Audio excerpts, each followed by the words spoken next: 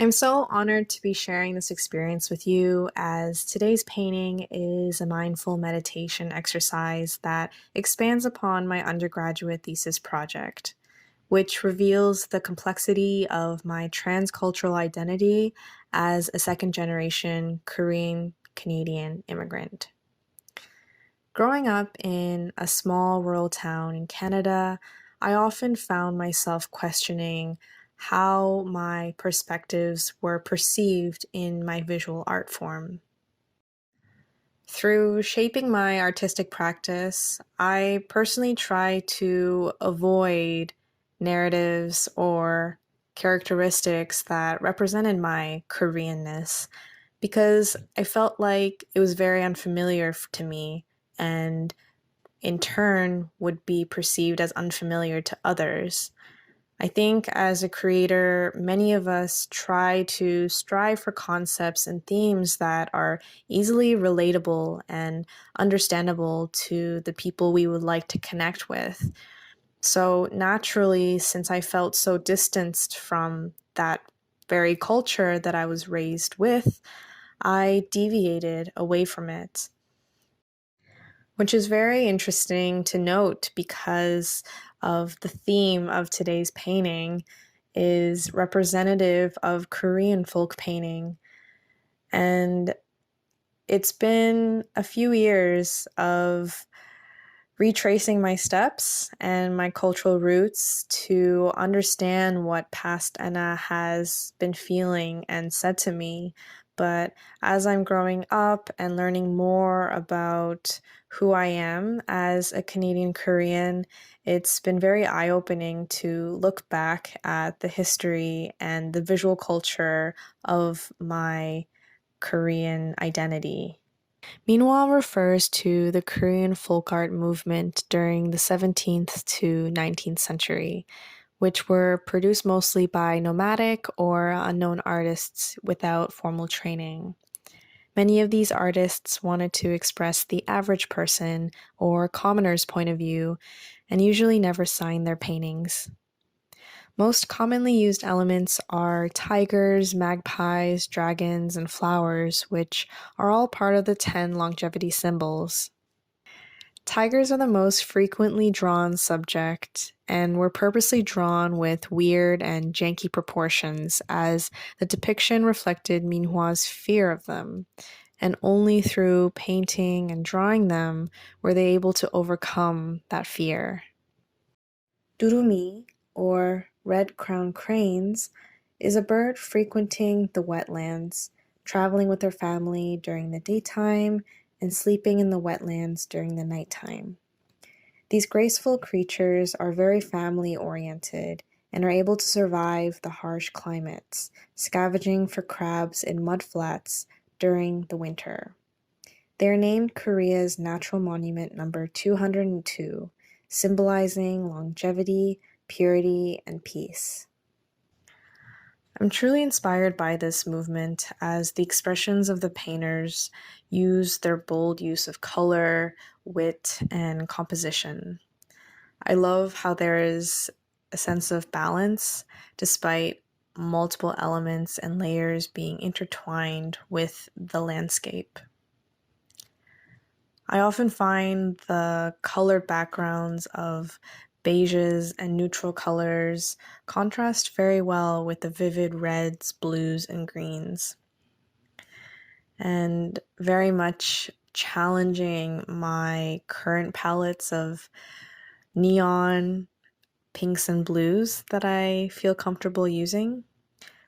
But I felt like this was a really good opportunity to be able to mix and match and expand my style into more of the Minhua's flavor of seeing. I think maybe I overlooked this movement because it was so intertwined with me visiting my grandparents' house and seeing the art and furniture that had this type of painting. It never really intrigued me to asking what it was. I guess I just assumed everyone would have these types of furniture at their grandparents' place. But Little did I know that my wood floors are very different than my neighbors. And I don't know, I think that's what made it much more meaningful because it was something I haven't noticed before, but I'm able to look back at it now in a different lens. And it is quite starking that I haven't been able to learn about the visual culture of my heritage or my country in academic spaces. Thankfully, in my last year of my undergrad, I was able to take an East Asian art course, but why did that take so long? Why wasn't I introduced these themes early into my elementary or first years of high school? And I feel like there's a lot of communities that may also feel this way. And I feel like this is also a reason why a lot of mainstream media tends to trickle away from these narratives because they seem very unfamiliar. And for me, I know what that unfamiliarity feels like. Feels like, tastes like, and looks like from both insider and outsider perspectives. And despite its discomfort, it has really shaped me to looking through different lenses. And I think through visual culture and visual expression, it's really important to take note of these things and learn about them on your own accord. Looking back at nature's borders, what are the borders that we have unintentionally and purposely set for ourselves? How are those borders perceived by other people? And how may those have been, and how many of those have been misinterpreted by those that you hold close to yourself? I think it's quite interesting how the discourse of boundaries has been present in my life during the pandemic, and how the term itself has given me a very weird reaction. My assumption, which I know is not the right attitude to have towards something I'm unfamiliar with, but I always assumed that it was a selfish act. It was being able to state what you need and what you can't take from this certain instant is perceived to be bad.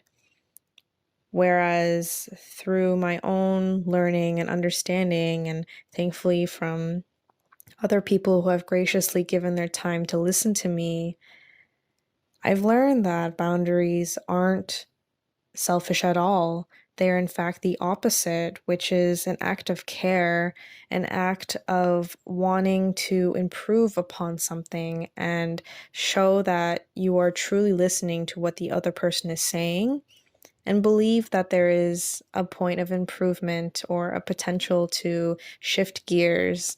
And I think it's so interesting how one word or concept may be the opposite of what you were expecting to hear. And I wonder if this is a common behavior we bring upon to ourselves because A, are we ready at all? Are we not well equipped at that present time to teach ourselves or unlearn ourselves to be able to set healthy boundaries within ourselves and others? I wonder if there is a reason for the time and place that these phrases are introduced in one's life, because oftentimes when I first am intrigued by the word, it starts to show up more often in my daily life. And I'm not sure if that is on purpose or if I myself are playing mind games. And yeah, I think that's what I've been learning when painting this is strategically finding a way of working backwards. I find it quite fascinating how Korean folk paintings often remind me of Korean folk songs, and how both of these elements are commonly seen when I am visiting my grandparents and the furniture of choice. As a child, I thought these were commonplace items that everyone's grandparents must share, but alongside these Korean folk songs that are playing in the background of his home, I imagine a Korean woman singing on a mountain just above the forest tree line, where her voice is echoing and haunting this forest. It's funny how, as hard as I try to stay away from Korean folk painting and motifs, I have yet come back to them and quite enjoy painting them. Thank you for joining me today, taking the time to watch me talk and paint. I hope there was something inside of yourself that you'll be able to reflect on. I hope you have a wonderful rest of your day. Thank you.